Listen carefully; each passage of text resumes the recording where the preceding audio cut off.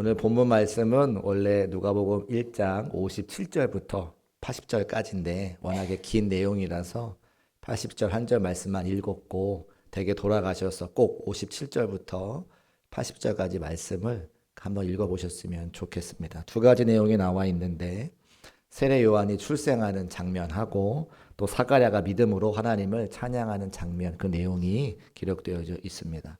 먼저 57절에 보면 엘리사벳이 해산할 기한이 돼서 아들을 낳게 됐는데 그 아들이 세례 요한이다 이렇게 말하고 있고, 58절에 보면 그 일로 세례 요한이 출생한 일로 이웃과 친족들이 크게 기뻐했다라고 하는 장면이 기록되어져 있습니다. 어느 가정마다 결혼을 하게 되면 자녀를 출산하는 것이 합당한 순서고, 또 그 자녀를 통해서 우리 부모님들 또 주변에 있는 많은 사람들이 또 기뻐하는 모습을 보게 되는데, 영상 같은 거 이렇게 보게 되면 외국에 있는 사람들이 조그마한 외국 갓난 아이를 데리고 한국에 오면 다른 나라 사람들과는 다르게 한국 사람들은 특별히 그 아이를 예뻐하고 이렇게 집중하며 축복하는 것을 보게 됩니다. 그래서 외국 사람들이 그 신기하다. 다른 나라 사람들은 아기가 지나가도 별로 관심이 없는데 한국 사람들은 마치 자기 아기인 것처럼 그 외국 사람들의 아이를 예뻐하고 또 사랑하고 축복하는 것을 보게 되는 것이죠. 우리가 잘 아는 바와 같이 사가랴와 엘리사벳은 나이가 많아서 아이를 가질 수 없는 그런 환경이었습니다. 하나님께서 특별한 은혜를 주셔서 세례 요한을 잉태하게 하시고 그 세례 요한의 출산으로 말미암아 이웃과 친족들이 함께 크게 기뻐하게 된 것을 보게 되는 것이죠. 근데 이것이 그냥 사가랴 한 집안의 기쁨뿐만이 아니라 이 말씀, 이 성경의 말씀을 읽는 사람들과 그 당시에 살았던 사람들, 그래서 아이를 낳을 수 없는 가정에 하나님께서 복을 주셔서 아이를 낳고 그래서 함께 기뻐하는 모든 사람들에게 어떠한 종류의 은혜를 주시냐면, 누가복음을 시작하기 전에 말라기 선지자로부터 400년 동안 하나님의 음성을 들을 수 없는 영적인 암흑시대라고 말씀을 드렸습니다. 모든 사람들이 절망하고 모든 사람들이 기뻐할 수 없고 하나님이 계신가 계시지 않는가 고민하던 바로 그때에 그 사가랴라고 하는 나이가 많아서 아이를 낳을 수 없는 가정에 하나님의 은혜로 아이를 출산하게 되고 함께 기뻐하는 그 모습을 보면서 사람들이 소망을 갖는 거죠. 나의 암흑과 같은 절망의 삶의 자리에 하나님께서 인도해 주셔서 이제 곧 은혜를 주시겠구나, 기쁨을 주시겠구나, 소망을 주시겠구나, 그들이 생각할 수 있다고 하는 겁니다. 그래서 그냥 한 가정에 아이를 주셔서 그 가정만 기뻐하시는 것이 아니라 그 세례 요한이 예수 그리스도의 오심을 준비하는 사람이니 이제 곧 우리가 함께 기도하고 늘 기다렸던 그 메시아께서 이 땅에 오셔서 절망 가운데 놓여있는 사람들, 죄악의 흑암 가운데 길을 걸어가는 모든 사람들을 구원하시고 참된 소망과 기쁨과 위로를 주실 것이구나 라고 하는 것을 기대할 수 있게 되는 것이죠. 여기 함께 모여서 예배하는 중국교회 모든 성도들도 여러 가지 삶의 자리마다 힘들고 어려운 일이 있겠지만은 우리에게 새로운 은혜와 또 소망과 능력을 주실 그 하나님을 기대하면서 기뻐하고 감사하며도 기다릴 수 있는 모든 성도의 삶이 되시기를 주의 이름으로 축복합니다. 여러분의 얼굴을 보고 있으면 과연 우리 삶의 자리에 기쁜 일이 있는가 생각이 되어지는 거죠. 또 제가 지난 수요일부터 금요일까지 내년도 목회 계획도 세우고 하나님 앞에 기도하는 시간도 가졌는데, 그 다녀오기 바로 직전에 신방하고 또 함께 말씀을 나눴던 수많은 성도들의 삶의 자리를 들어보면 정말 눈물 없이는 살아갈 수 없는 많은 어려움에 놓여 있는 성도들이 많이 있었습니다. 질병으로 인해서 교회에 오지 못하시고 또 병원이나 가정에서 예배를 드려야 되는 그런 안타까운 사연도 제가 듣게 되었습니다. 생계를 끌어나가지 못할 정도로 고통당하는 분도 계세요. 서서 예배드리지 못하고 앉아서만 예배 드려야 되는데 그런 육신의 고통을 다 뒤로 한 채 하나님 앞에 나와 예배드리는 분도 계십니다. 나이가 들어감에 따라서 하던 일에서 은퇴를 해야 되는데 은퇴하고 났더니 생계가 막막해서 정말 살아가는 일이 먹을 것을 걱정해야 되는 그런 삶을 사는 분도 있습니다.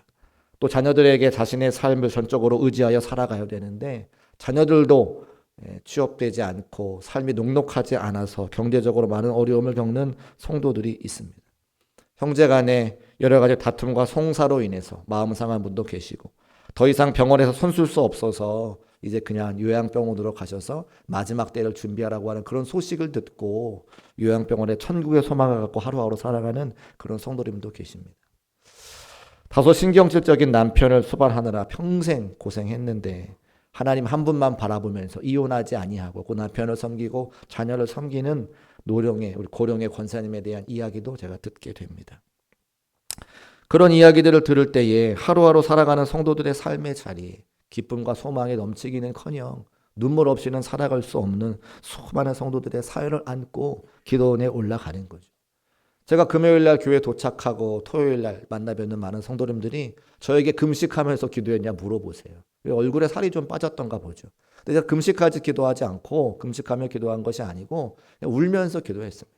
기도원에 올라가서 사랑하는 성도님들의 그런 사연을 듣고 기도하는데 눈물이 앞을 가리는 거죠. 불쌍해서도 울고 긍휼히 여겨지면서 울고 또 제가 해결할 수 있는 방법과 능력이 있으면 어떻게든 좀 도와드리고 그 삶의 얼음에서 좀 건짐받고 싶은데 저도 목구멍이 포도청이고 능력이 없어서 제가 할 수 있는 게 아무것도 없으니까 그런 무력감 때문에 또 눈물이 나더라고요. 하나님 앞에 우리 성도들 주님께서 하시지 않냐고 그 삶의 자리에 찾아와 주셔서 좀 해결해 주셔야겠다고 말씀드리며 기도할 때에 하나님께서 무엇이 걱정이냐, 내가 그들의 아버지가 되는데 왜 염려하느냐, 저에게 그런 응답도 주셨습니다.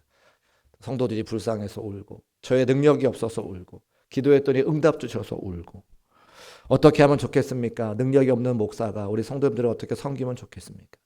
가서 위로해라. 그 마음을 함께 아파하고 위로해줘라. 또 같이 울어라. 제게 응답을 주시니까 능력이 없는 목사인 것을 아시고 함께 가서 격려하고 위로하고 주의 말씀을 선포하고 하나님이 소망이시니 그 하나님 바라볼 수 있도록 말씀으로 전하라고 하는 음성을 듣고 내려오게 되었습니다. 그래서 오늘도 그 받은 바 은혜를 가지고 하나님의 말씀을 전하고 있는데 여러분, 우리가 걱정하지 말고 염려하지 말고 하나님께서 우리의 아버지가 되시는 것을 믿고 하나님께서 우리의 삶의 자리에 소망과 위로와 새로운 힘을 주실 것을 믿는 믿음과 소망 가지고 오늘 함께 예배드리고 새로운 힘을 얻으시기를 주님의 이름으로 축복합니다. 우리의 삶의 자리는 사가랴와 같고 엘리사벳과 같다는 거예요. 사람의 힘으로는 해결할 수 없는 일들이 있습니다. 나이가 많기 때문에 아이를 가질 수 없는 그런 가정에 하나님께서 특별한 은혜로 세례 요한을 주셔서 그 출생을 바라보는 많은 사람들에게 기쁨과 소망과 위로를 허락해 주신 것처럼 하나님이 우리와 함께 하시고 하나님이 우리의 아버지가 되시니 세상을 바라보지 않고 문제를 바라보지 않고 오직 우리의 아버지가 되시고 기쁨과 소망을 주실 그 하나님을 바라보며 예배하며 말씀을 통해 위로 받으시기를 주님의 이름으로 다시 한번 축복합니다.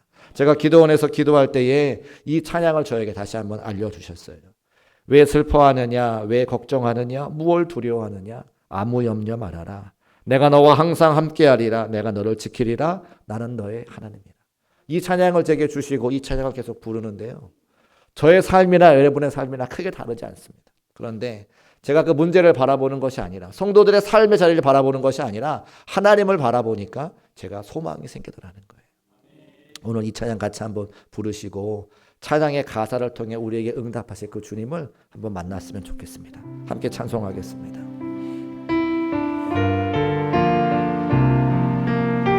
왜 슬퍼하느냐, 왜 슬퍼하느냐, 왜 걱정하느냐, 뭘 두려워하느냐, 아무 염려 말아라. 큰 어려움에도 큰 아픔이 있어도 이젠 아무 걱정하지 마. 내가 널 붙들어 주리. 내가 너와 항상 함께 하리라. 내가 너를 지키리라. 실망치 말고 나를 보아라. 나는 너의 하나님이라. 내가 너와 항상 함께하리라. 내가 너와 항상 함께하리라. 내가 너를 지키리라. 실망치 말고 나를 보아라. 나는 너의 하나님이라. 우리에게 소망과 위로가 되실 그 하나님만 바라보며 새로운 힘을 얻으시기를 주의 이름으로 축복합니다. 찬송을 하면 그렇게 힘이 나는 거죠. 또 하나님 말씀 보면 또 힘이 납니다. 하나님께서 우리에게 뭐라 말씀하시냐면 하나님은 우리를 소생시키시고 의의 길로 인도하시는 분이라 말씀하고 계세요. 시편 23편 3절의 말씀 같이 한번 읽어보겠습니다. 시작. 내 영혼을 소생시키시고 자기 이름을 위하여 의의 길로 인도하시는도다. 아멘. 또 잠언 3장 5절과 6절 말씀 함께 있습니다. 시작. 너는 마음을 다하여 여호와를 신뢰하고 내 명철을 의지하지 말라. 너는 범사에 그를 인정하라. 그리하면 내 길을 지도하시리라. 아멘. 옛날 개역 한글판 성경에는 내 길을 인도하시라 이렇게 되어 있습니다. 하나님을 인정하면 하나님께서 우리의 길을 지도하시고 인도하시는 거죠. 그럼 인정하는 건 뭡니까? 하나님이 우리의 아버지가 되심을 내가 고백하는 거예요.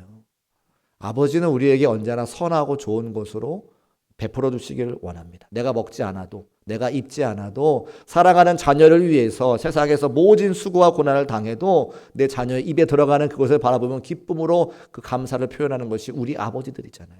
하나님이 우리의 아버지가 되어주시기 때문에 삶의 여러 가지 문제와 어려움 앞에 하나님께서 인도하셔서 우리에게를 함께 하신다 말씀해 주시죠. 이 말씀을 통해서 또 새로운 힘과 소망과 위로 얻으시는 우리 중국교회 모든 성도의 삶이 되시기를 주의 이름으로 축복합니다. 그게 첫 번째 메시지고요. 두 번째는 67절 말씀부터 79절의 말씀인데 사가랴가 예언하는 장면이 나와 있습니다. 근데 사가랴는 오늘 예언을 하기 전에 말하지 못하는 벙어리가 되었습니다. 왜 벙어리가 되었습니까? 하나님께서 천사를 통해서 엘리사벳과 사가랴에게 너희 집에 아들을 낳게 해주시겠다 말씀해 주셨는데 그 사실을 믿지를 못했어요. 그 누가복음 1장 18절 말씀에 이렇게 사가랴가 말하죠. 사가랴가 천사에게 이르되 내가 이것을 어떻게 알리요? 내가 늙고 아내도 나이가 많으니이다. 사람의 생각으로는 도저히 아이를 낳을 수 없는 그런 오래 늙어버린 그런 몸인데 어떻게 아들이 나오겠습니까? 이렇게 고백을. 그래서 하나님께서 그래서 그렇게 하나님의 역사를 믿지 못하는 사가랴에게 내가 정말 그렇게 행하는지 행하지 않는지 네가 한번 말하지 못하게 만들겠고 하나님의 역사를 바라보아라. 그렇게 하시는 거죠. 그렇게 한 10달 동안 사가랴가 아들이 태어나고 세례 요한이 태어나고 그 세례 요한이 할례를 받을 때까지 말하지 못하다가 세례 요한이 태어나고 이제 8일 만에 할례를 받게 될 때에 할례를 받고 아이의 이름을 지어야 되는데 보통은 이제 아버지의 이름에 따라서 짓게 되어 있습니다. 그래서 아버지가 사가랴면 아들도 사가랴인 거죠. 또 포로로 끌려갔다가 돌아온 이후에 사가랴 그 가문과 가정이 제사장으로 쓰임 받아서 계속해서 예배를 주 앞에 드렸기 때문에 그 아버지의 이름을 본받아 아들의 이름을 짓는 것이 그 가문에는 영광스러운 일이 되는 거거든요. 많은 사람들이 칭송하는 제사장 가문의 아버지의 이름. 그런데 하나님께서 이미 이 세례 요한에게 요한이라고 이름을 지어주셨잖아요. 그러니까 엘리사벳이 친족들이 사가랴로 이름을 짓는 것을 하지 못하도록 막습니다. 그러니까 친족들은 아버지에게 묻기 시작하는 거죠. 아들의 이름을 사가랴로 지으려고 하는데 아버지는 어떻습니까? 근데 말하지 못하니까 판을 하나 가져다 주고 그곳에 아들의 이름을 쓰라고 이야기할 때에 그 사가랴가 뭐라고 고백하냐면 천사가 와서 내 아들의 이름을 요한이라고 지으라 했다고 기록을 하는 거예요.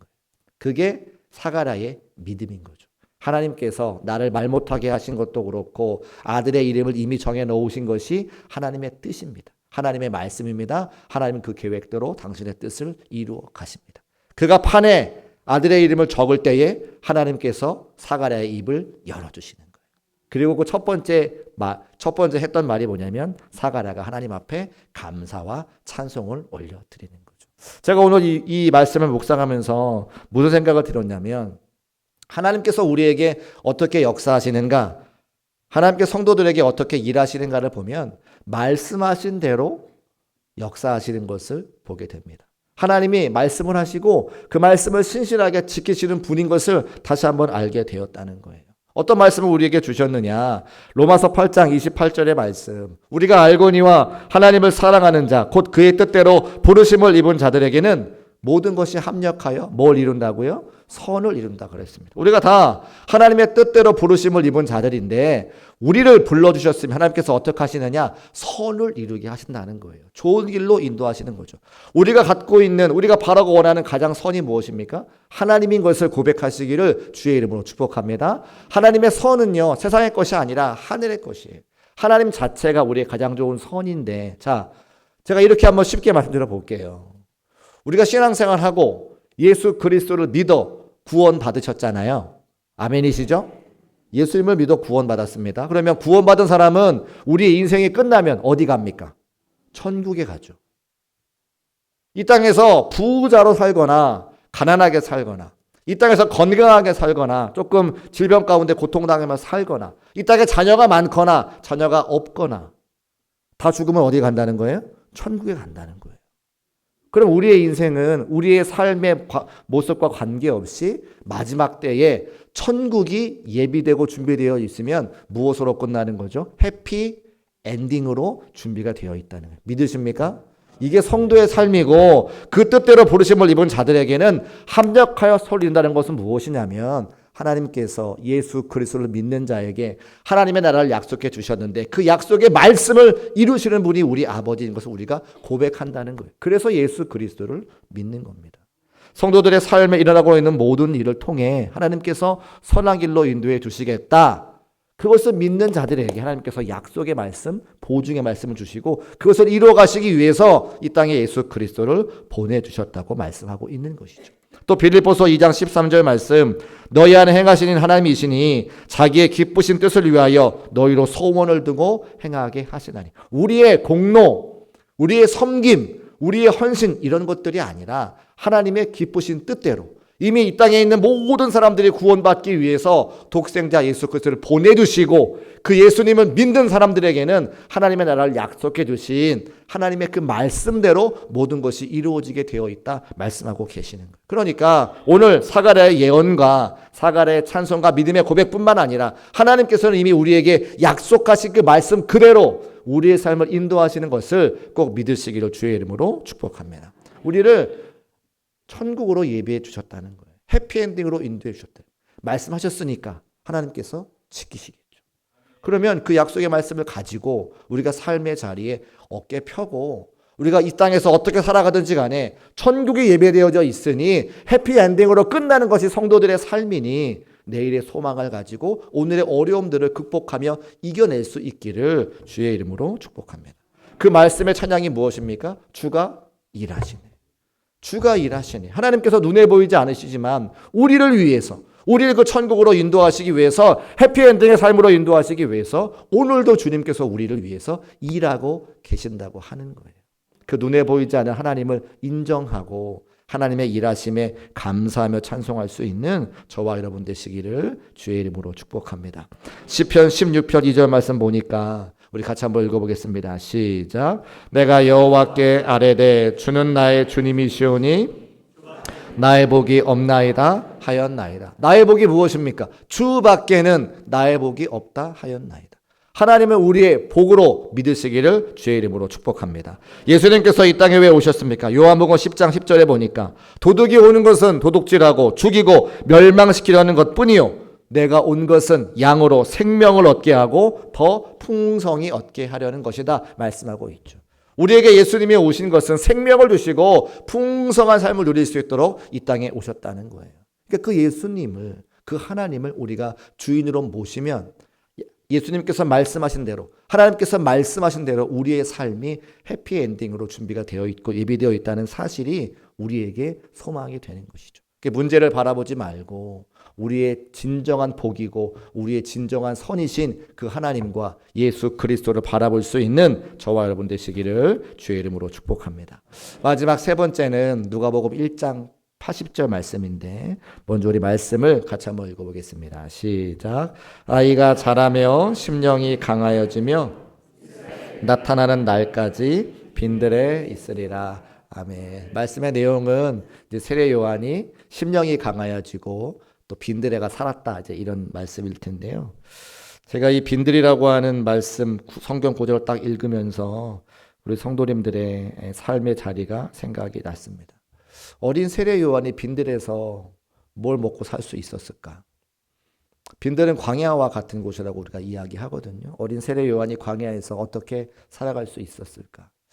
우리가 아이들이 자라는 것을 바라볼 때 부모님의 기쁨인데 아이가 자라는 것은 두 가지라고 생각을 합니다. 첫 번째는 육신이 자라는 것이고요. 두 번째는 내면이 자라는 것일 텐데 육신이 자라기 위해서는 먹는 게 필요하죠. 떡이 필요합니다. 근데 예수님께서 말씀하시기를 우리에게 떡도 필요하지만 또 무엇이 필요하다 말씀하시냐면 하나님의 입에서 나오는 여호와의 말씀이 필요하다 말씀하시는 거죠. 심령이 강해졌다고 하는 것은 그의 내면이 강해지는 것일 테니까 하나님의 말씀을 통해서 세례 요한이 강해지는 것을 말씀할 겁니다.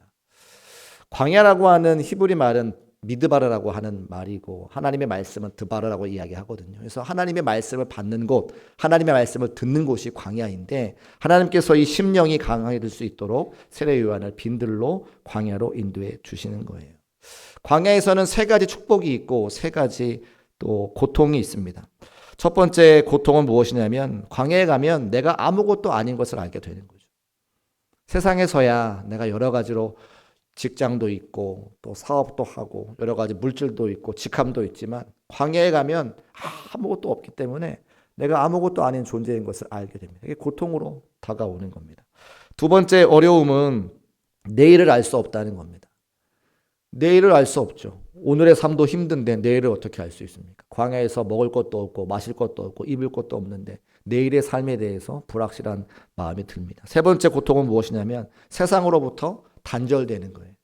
광야는 혼자 있는 곳이기 때문에 빈들이기 때문에 누가 나를 도와줄 사람이 없어서 혼자 고독을 경험하게 되는 겁니다. 그런데 놀라운 사실은 성경에 쓰임받는 모든 사람들은 다 광야를 통과했더라는 거예요. 예수님도 사단에게 시험 받으시러 광야에 40일 동안 머무셨습니다. 모세도 이스라엘 백성들과 함께 40년 동안 광야를 헤맸습니다. 쓰임받은 모든 사람들은 광야에서 홀로 독대하고 하나님을 만나는 그런 시간들이 있었다는 거예요. 광야에서 얻는 세 가지 그런 축복은 선물은 무엇입니까? 내가 아무것도 아닌 존재인 걸 아는 것과 동시에 하나님이 나와 함께 하시면 아는 곳이 바로 광야라고 하는 거죠. 두 번째는 그 하나님을 바라볼 수 있는 눈이 생기는 겁니다. 세상에서는 여러 세상에 분주한 것 때문에 하나님이 계신지 알지 못하다가 내가 홀로 광야에 가보면 하나님이 나와 함께 하심을 깨달을 수 있는 곳이 바로 광야라고 하는 거죠. 마지막 세 번째는 삶이 주는 기쁨과 감동을 광야에 가면 누릴 수가 있어요. 우리 교회 편찮으신 분들 많으신데 질병 가운데 고통당해서 병원에 입원하셔가지고 교회 오지 못하시면 가장 첫 번째 생각나는 것이 무엇입니까? 내가 건강해야겠구나. 내가 건강해야 교회도 갈 수 있겠구나. 내가 성전에서 예배하는 것이 얼마나 내게 소중한 은혜였는지를 그제서야 깨달으시는 거죠. 광야에 가봐야 내게 허락하신 주의 은혜가 얼마나 컸는지를 그달 알 수가 있게 된다고 하는 거죠. 무심코 스치는 바람이라든지 하늘에 빛난 별이라든지 작은 풀잎에도 감사할 수 있는 마음, 내가 그저 먹고 마시고 누릴 수 있는 모든 것들이 하나님의 은혜인 것을 광야를 통과해야 감사의 조건으로 바뀐다고 하는 거예요. 때로는 그래서 하나님께서 우리에게 광야의 삶을 인도하시는데 세례 요한도 빈들 광야로 인도해 주셨다고 하는 겁니다. 그러면 제가 그 어린 세례 요한의 마음이 공감이 되면서 무엇으로 살 수 있었을까? 여러분, 광야에 필요한 것이 여러 가지지만 가장 필요한 것은 사실은 물입니다. 물.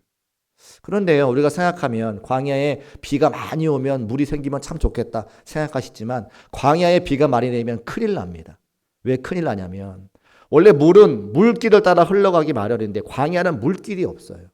그래서 비가 오면 어느 곳에 어떻게 그 와디라고 하는 개천이 생길 줄가 모르죠. 큰 홍수가 날지 알 수가 없는. 그러니까 광야에 비가 오면 사람에게 위험해지는 거예요. 어디에 어떻게 물이 날지 모르기 때문에. 그러면 광야에 뭐가 필요하냐? 비가 필요한 게 아니라 이슬이 필요한 거죠. 이슬. 근데 이슬은 언제 옵니까? 밤에 내리거든요. 제가 설교 서도에 시작하면 사랑하는 성도님들 여러 가지 어려움들을 말씀을 드렸습니다. 인생의 밤과 같은 시간을 지나고 있는 거예요.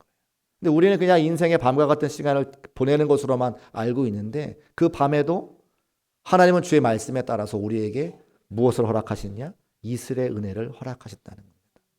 세례 요한이 그 어린 세례 요한이 광야에서 빈들에서 무엇으로 먹고 살 수 있겠습니까? 그러니까 무엇으로 물을 얻을 수 있겠습니까? 하나님께서 밤새 그에게 예비하신 이슬의 은혜가 있었기 때문에 세례 요한이 자랄 수 있었다고 하는 거죠. 성경을 보니까 하나님은 이슬 같은 분이라고 하는 구절들이 너무나 많이 나와 있는 거예요. 창세기 27장 28절의 말씀 우리 같이 한번 읽어보겠습니다. 시작. 하나님은 하늘의 이슬과 땅의 기름짐이며 풍성한 곡식과 포도주를 내게 주시기를 원하노라. 하나님이 뭐라 말씀하세요? 하나님은 하늘의 이슬이다. 광야에서 밤과 같은 인생길을 걸어가는 사랑하는 성도들에게 하나님이 이슬이다. 성도들은 알지 못하지만, 성도들은 비를 원하지만 하나님께서는 이슬 되어 주셔서 내가 알지 모르게 나의 삶을 인도하고 계신다 말씀하고 계시죠.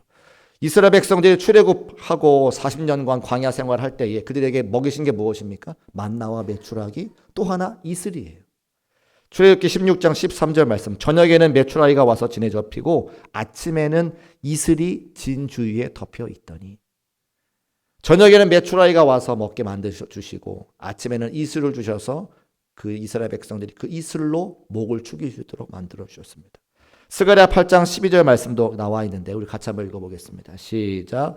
곧 평강의 씨앗을 얻을 것이라 포도나무가 열매를 맺으며 땅이 산물을 내며 하늘은 이슬을 내리리니 내가 이 남은 백성으로 이 모든 것을 누리게 하리라. 아멘. 이스라엘 백성들이 포로로 끌려갔다가 돌아온 다음에 하나님께서 하시는 말씀인 거예요. 내가 땅에 산물을 내고 하늘은 이슬을 내리리니.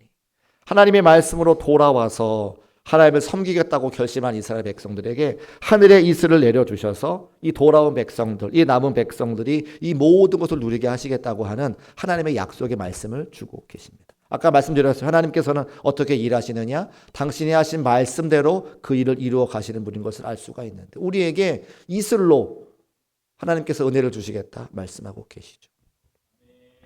성도들의 삶의 자리가 때로는 광야 같을 수 있습니다. 때로는 빈들 같을 수 있습니다. 여러분 빈들에서는요, 광야에서는요, 열심히 하면 할수록 더 어려움에 빠집니다. 뭐가 할 수 있는 게 있어야 열심히 하죠. 빈들에 가면 아무것도 없어요. 광야에 가면 아무것도 없습니다. 내가 할 수 있는 게 아무것도 없어요. 그때 어떻게 살아갈 수 있습니까? 하늘의 은혜로 살아가는 거예요. 하나님의 은혜로 살아가는 거예요. 그 은혜가 뭐예요? 이슬로 표현되어져 있죠. 우리 사랑하는 중국교회 모든 성도들에게 이슬과 같은 하나님의 은혜가 있으시기를 주의 이름으로 축복합니다. 어떤 사람들은 영광스러운 자리에서 사가랴와 엘리사벳처럼 세례 요한이라고 하는 기적과 같은 은혜를 맛볼 수도 있습니다. 근데 그런 사람들이 많지 않아요. 대부분의 많은 성도들은 하나님의 은혜, 이슬 같은 은혜가 있어야 하루하루 살아갈 수 있는 거예요. 우리 중국교회 성도들의 삶의 자리에도 사가랴와 같이 엘리사벳과 같이 세례 요한이라고 하는 기적 같은 은혜를 가지고 살아가는 사람도 있지만 그런 분들은 많지 않으시더라고요. 내 힘으로 해결할 수 없는 많은 문제 때문에 전전긍긍하고 울 수밖에 없는 삶을 살아가지만 그런 내가 오늘 살아갈 수 있는 것은 내게 허락하시는 이슬의 은혜가 있기 때문에 살아갈 수 있는 거예요. 이슬은 눈에 보이지 않잖아요. 있는지 없는지 알 수가 없잖아요. 하나님은 분명히 살아계시고 우리에게 이슬의 은혜를 허락해 주십니다. 그래서 은혜 아니면 살아갈 수가 없네. 우리가 함께 찬양하며 고백할 수 있는 것이죠. 오늘 말씀을 들으시고 우리의 삶의 자리가 혹시 빈들과 같다면, 광야와 같다면 하나님의 이슬 같은 은혜가 있는 것을 꼭 기억하시고 그 은혜와 사랑이 우리 삶에 덮여져서 하루하루 버텨내며 인내하며 살아갈 수 있는 중국교회 모든 성도의 삶이 되시기를 주의 이름으로 축복합니다. 함께 자리에서 일어나셔서 은혜 아니면 살아갈 수가 없네 찬송하시고 결단하며 기도하겠습니다.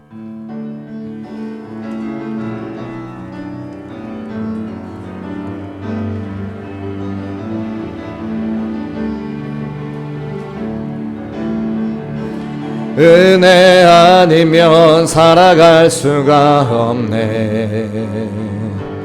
호흡마저도 다 주의 것이니